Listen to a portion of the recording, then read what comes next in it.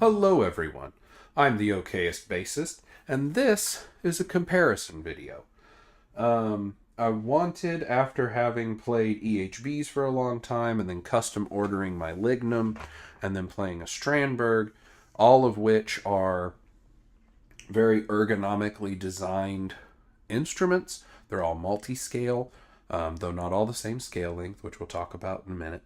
I wanted to do a comparison just to kind of clear out what I think personally on the differences and the similarities are between them. Just in case anyone out there is wondering, like, hey, well, would you say this one's better than that one? Is this one worth the money? What have you? So I'm going to start with the one that's the most different, which is my Lignum Custom. It's a single cut, custom designed by myself, between myself and Gustav from Lignum Art. It is a short scale multi-scale, so it's from 30 to 32. It's the same as the EHB 1505 SMS, but it's very similar in design. There are a few aspects that are the same. I like the neck profile, so I had them try to kind of mold that in. Single Delano pickup, but what I'm talking about today isn't the build, the quality. I'm talking about playability, function, parts, my typical scale rating system, but more in the form of a comparison, not as a universal. The Lignum Art boasts a better balance than the other two, in my opinion, because there's a lot more weight in the body. Putting it on my leg and simply letting it balance against my chest, it doesn't go anywhere. If it does try to go somewhere, if anything, it tries to lift the neck slightly rather than dive, and that was super important to me. The scaling, the neutral fret being at 12, those were all things that we discussed. The electronics I'm not going to get into because that's on preference. I prefer passive. I leave all my instruments in passive. I set them where I like them, and the only thing I change is the volume. That's about it. So I'm not getting into sounds of them, more so on feel and a comparison. The Lignum is my favorite out of them. One, because I designed everything, but two, because I prefer the shorter scale length. It's more comfortable to play. And the balance. But ergonomics on it, it is heavier. Like, I didn't weigh them, so I'm going to do that after the video and just put it in. So this one weighs, there you go. But it feels heavier. Even if it's not heavier, it feels heavier, and maybe that's just because it's shorter, so my brain is thinking it should be lighter. I don't know. We'll find out together whenever I actually weigh them. But this one, it is my favorite because of the short multi-scaling. But as far as the ergonomics, it isn't the most ergonomic. These cool horns are there for looks only. But if you try to lean into the bass, then it will stab you. So it's bitey. But it's okay. The overall, it has for creature comforts, its bridge is fully adjustable by screws. The intonations do have to be manually slid, but that's my fault because I didn't say anything about that during the design process. I just didn't think of it. But the adjustments are good. The string placements place in through the top and then simply get pulled back. I do like that setup rather than the stringing through. We'll talk about that in a minute. It does have Lignum actually custom make their own truss rods, and it has an adjustment at the bottom of the neck, which I prefer. And I like that the lack of headstock has this kind of kite shape because it makes it where it stays in a hanger without any modifications or worry. But this one, I mean, I gave it a perfect score. I designed it. It'd be really weird if I designed a thing and then didn't give it a perfect score, saying, no, it's bad about this thing. So there you go. But on the Lignum, again, it got a 20 out of 20. I don't remember what the others got, honestly, so I just know it scored the best. But it is Shorter, the neutral fret being the one that's straight perpendicular to the fretboard is at the 12, which I do find comfortable on a shorter multi-scale. Longer multi-scale, I think it needs to be higher up the neck. Not at the neutral for the octave, but more at the halfway point from nut to the bottom fret. But on the Lignum, I do find it the most comfortable. On its price, I had to pay part of the designing fee because that took time, 3D modeling fee. Ordering one of these through Lignum Art now should be about the same or cheaper. International shipping rates have gone up. It's about $200 to $300 to do the shipping, just the shipping.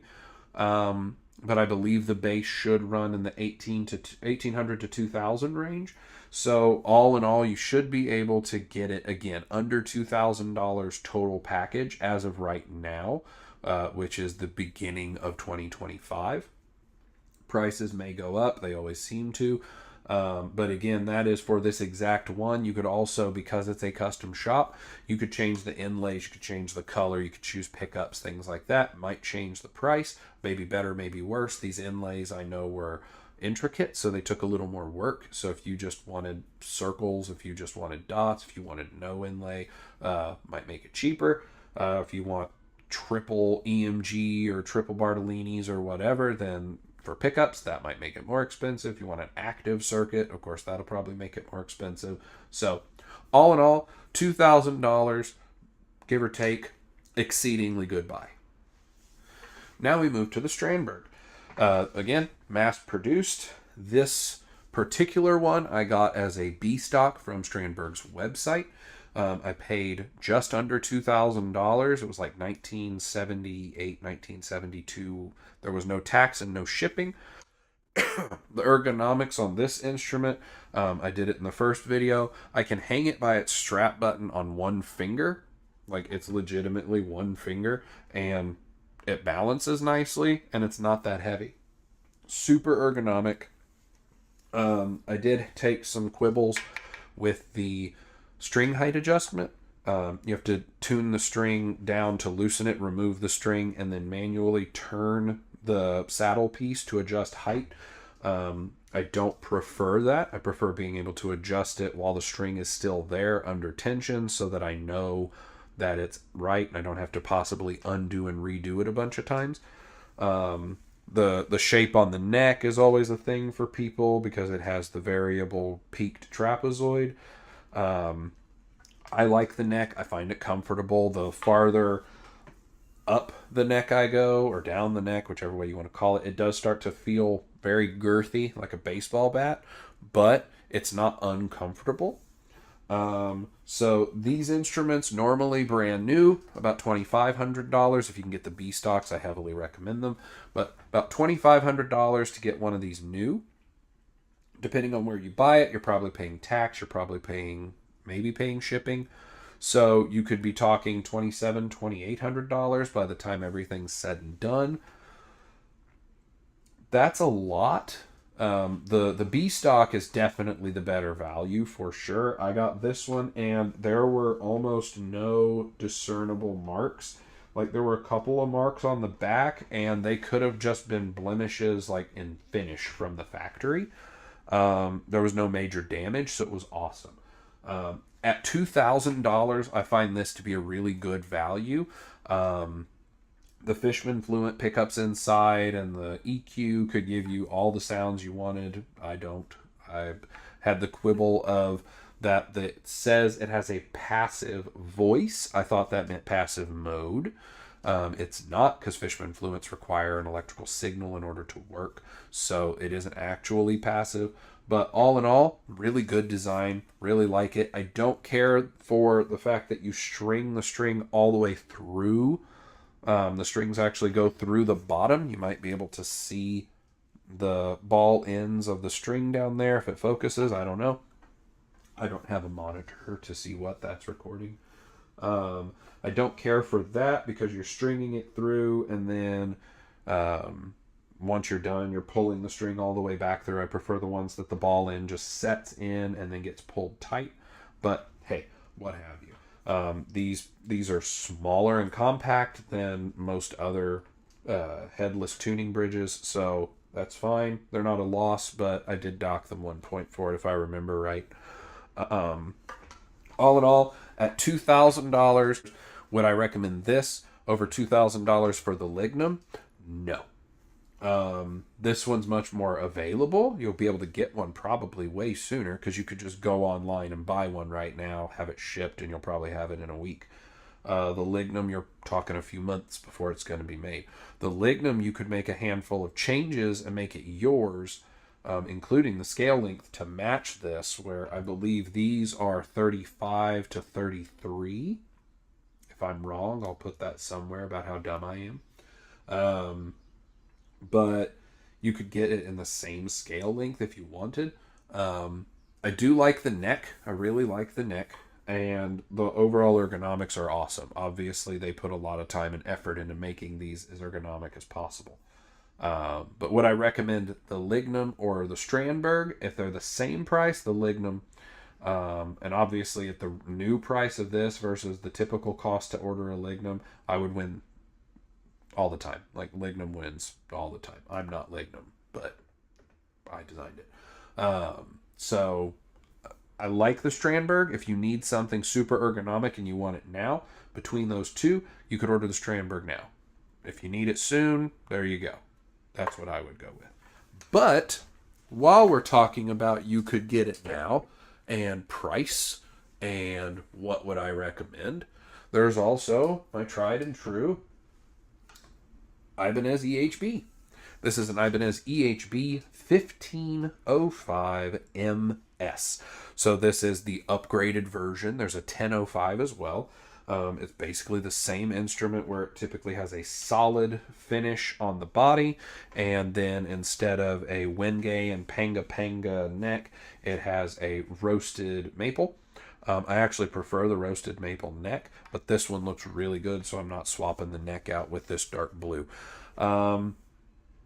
EHB, kind of known to be the Headless guy and the Multiscale guy, and this was the one that got me started. I saw one of these on, actually, I believe it was Davey 504's video, where he plays like 100 basses throughout an entire song with a bunch of clips.